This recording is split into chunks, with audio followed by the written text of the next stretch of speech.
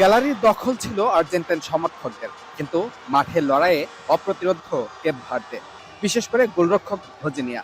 চীনের প্রাচীর হয়ে দাঁড়ানো ভজিনিয়া ভুগিয়েছেন মেসি ও তার দলকে।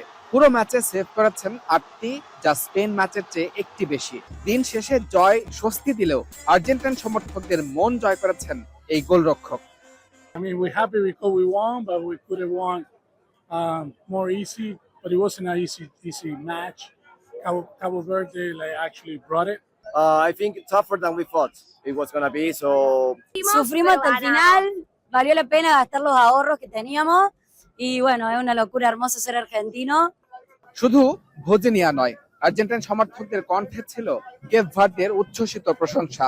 দলটির লড়াকু মানসিকতা অবাক করেছে তাদের। আলবিস সেলেস্তাদের আসরের সবচেয়ে কঠিন ম্যাচ উপহার দেওয়ার পর কেপ ভার্দেকে প্রাপ্য সম্মান দিতে ভুলেননি আকাশী নীল সমর্থকরা। Es único, no sé cómo explicarlo. Lo que sentí no lo podía creer. Sentía que estaba en un sueño. La verdad que la pasamos espectacular. Sufriendo como Argentina, pero espectacular. Lo disfrutamos, es así. Si es Argentina tenemos que sufrir. মেসির কাঁধে চড়ে নকআউটের প্রথম বাধা টপকেছে Argentina, কিন্তু Scaloni শিষ্যদের performance নতুন করে ভাবাচ্ছে সমর্থকদের। শিরোপা ধরে রাখার মিশন যে কঠিন হতে চলেছে তা বুঝতে বাকি নেই ম্যাচ দেখতে আসা ভক্ত সমর্থকদের। Yes, I'm very happy.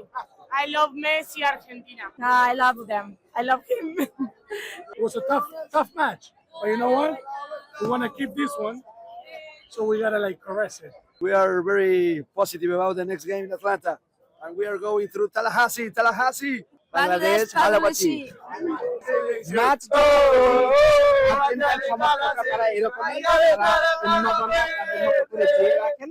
তবে কেপ ভার্দের বিপক্ষে স্নায়ুর শক্ত পরীক্ষা শেষে তারা প্রত্যাশা করছে কাপের শিরোপা ধরে রাখবে। এই তাদের বিরুদ্ধে আসা খামিয়াকে দাঁড়াবে